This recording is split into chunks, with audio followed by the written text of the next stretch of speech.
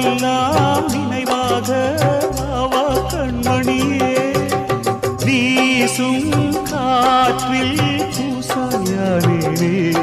உன்னை எங்கோ மனம் பேச உள்ளம் நொந்தேனே